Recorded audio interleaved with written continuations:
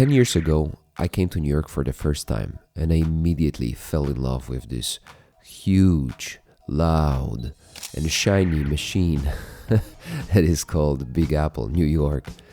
And I was equipped with my first dream camera, Canon 5D Mark II. This thing could record full HD videos, could take 20 megapixel images, raw images, and it was a full frame camera. Despite that, I already immediately knew that it has a lot of technical limitations, both on video side and image side. For example, low performance in like dark conditions, or lackluster autofocus. So since then, situation has changed dramatically. We entered into era of mirrorless cameras with amazing autofocus systems with 4K and 8K raw images and raw videos and image stabilization and everything. And then I felt like I'm a little tired with all the technology. So 10 years later, exactly 10 years later, I came back to this city that never sleeps with Leica M11 that doesn't even have autofocus. It cannot record video. It doesn't have image stabilization. And I felt like I'm in a perfect position to document the streets of this amazing city that I fell in love in 10 years ago. And Leica M11 happened to be like perfect camera to do the job and to refresh my love for photography. Ladies and gentlemen, today's street photography episode on Sputnik channel is about street photography, as you can imagine, and we are in New York, and behind me you have a lake. It's called the lake, and over the lake is the Bow Bridge, so it's kind of a legendary location in New York, specifically in Central Park. So enjoy the episode. Street photography with Leica M11 is an amazing experience.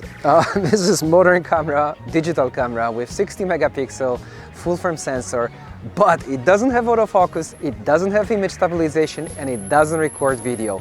And I love it. I thought that this is just a stupid invention and it's an overpriced camera, but I was wrong, because this camera is a digital camera, but it's the closest possible experience to analog photography. So what settings am I using to make a full use of this camera in my street photography experience? So I have 35mm 2.0 lens, which I'm setting mainly between 2.8 and 5.6 to be certain that I'm sharp where I want to be sharp, since this is only manual focus system. Then next thing, I want to have a very fast shutter speeds, so I'm using anything between 400 and 800 ISO, which is sufficient in New York, especially in May. There's plenty of light, so 400 is my to-go ISO, and it doesn't show any sign of noise or anything distracting there. When it comes to shutter speed, I use A mode because I just like when the camera sets the shutter speed for me. But of course you can go like crazy, you can go fully manual, and that's okay too. But I like the A mode here, and this is the only automatic thing that this camera is doing for me. The rest is just me, my eyes, and the flow of New York.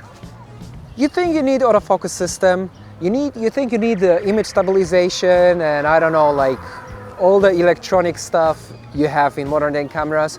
The answer is no, you don't.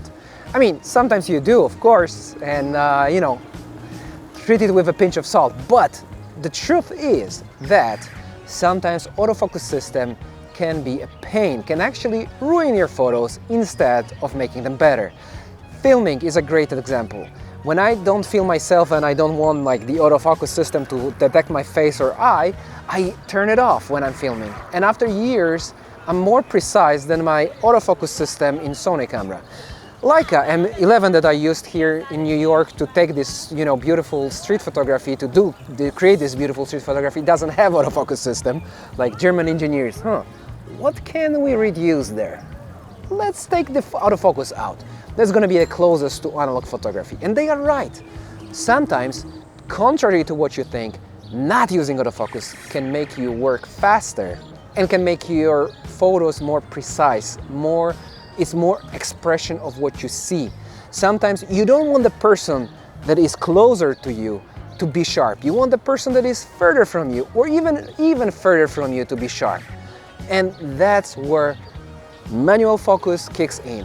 The other thing is that it changes your perspective, it changes your approach to photography. You start to think about what you do, and you may slow down a little bit, go with the flow of the city, go with the flow of the street, and that's what street photography is about.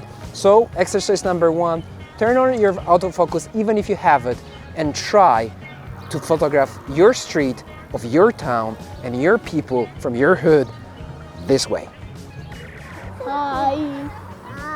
Hi. Kids got bored with like playing there on the rocks. They want to be with daddy, and I love them so much, so I'm very happy for them to be with daddy. The next thing I want to tell you about is, you may be wondering, why don't I have like a fancy t-shirt with maybe Hasselblad or Leica on it or something, and I look like the guy, one of the guys that just came out of the offices of Manhattan and just having lunch here in Central Park. That's the key. Sometimes clothing differently and changing your mindset can allow you to enter places and approach people that you would normally never enter and never approach. So sometimes dressing like that, dressing sharp, dressing differently than you would as an artist, can change your perspective, can let you into places that you normally don't have access to. And the other thing, one of the things I learned in film school, back in the years, it was like, it's long, I'm getting old, it was like, I think 16 years ago or 17 years ago. No, more, sorry, it was 24 years ago. So anyways, time flies. So was that sometimes it's good not to sleep. For example, good to pass the night sleep and then take photographs in the morning with being tired, with a different mindset. And those photographs will, I promise you, they will look differently. So in other words, by any means, search for different perspective. Try to access places that you have never accessed before, and that will for sure improve or expand your street photography. Another one that is not typically photography related is watch works of other photographers, go to exhibitions. And in New York you have like hundreds of exhibitions every day to watch. But if you live in another city like I am from Poland, and like in Poland you have galleries that exhibit like beautiful street photography in Warsaw or wherever. But wherever you are from, you can find a city that has a good gallery where you can watch other people's works. But even if you don't, you can always like order online, books, or you can watch them online, basically, like masters of photography. And like New York is bustling with like a lot of great street photographers that you can learn from. And sometimes searching for the same frame as they did, you never find this frame actually, but you find other frames that will expand your vision. And even if not, you will just watch a lot of good photography, which is always beneficial, and it's a lot of fun. We just realized that there's teepee behind us. I think Indians are here. Anyways, poor joke, right? Anyways, one of the tips I always repeat to any people that we talk about street photography is, don't be afraid of people. If they don't like the fact that they are photographed, they may just turn their face around or just ask you not to take this photo, or they may even ask you, like it happened to us a couple of times, to delete the photo. And that is okay. You just delete the photo, you forget about it, and you keep searching for good frames. Some of you may think about like legal or moral aspect of street photography. About moral aspect, it's a long subject, so I don't want to get too much into that. But me personally, I don't like to take photos of homeless people, because usually homeless people are not very proud of the situation they found themselves in, and that life crisis may not be something that you really want to show. However, talking about the legal aspect, of course it's impossible like to sign all the papers with every person that is present on the street. But of course, like public, my son does really want to take part in recording process.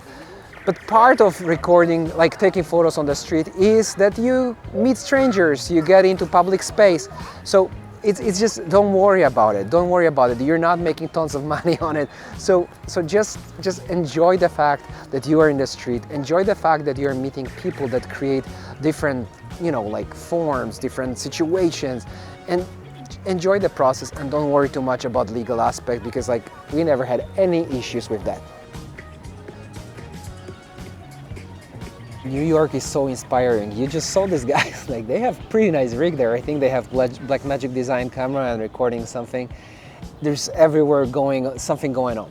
However, one of the tips I wanted to share with you is a little bit more technical. It's about composition.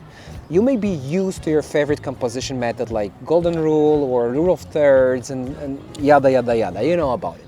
But Leica reminded me of something very important, like this built-in viewfinder. It's not precise, and like 1/3 of it is this part of the lens that I see in a frame here. So I cannot actually frame precisely. Well, I can to the extent, but not fully. I don't feel this full control over this picture, and this is beautiful. A little bit of like experimenting, a little bit of improvising will always push your photography further, because you may be used to one style of framing and then all your photographs will be similar. But if you let it go just for a moment, if you use a less precise tool, even if you buy a used analog camera, then you may discover yourself taking different photos, and that actually is what all this fun is about, to let yourself go, to try to find new ways to express your relationship with surrounding world, and that is a beautiful part of street photography. Memorial Day, I think some pretty nice crowd is coming back. So the last one, the last tip before they come is take time. Sometimes taking this perfect photo, the photo that you've been waiting for, can take whole day. You can get out in the morning and you will take this one frame in the afternoon. Don't be afraid of bad weather. Wear comfortable shoes, and that will give you better frames. And sometimes when you turn off your camera, you are in the metro or you're coming back home or to your hotel, you may think, okay, I'm done for today. But this is the moment where you will find the best frame. And be prepared. Being a street photographer or taking good street photography, enjoying street photography, takes time. It's a long process, it's a creative process. And that way you can create better photos and enjoy street photography even more. Okay, the crowd is coming. See you guys in the next one. Please don't forget to subscribe, thumbs up, and I see you guys in the next one. I hope you enjoyed it. Bye.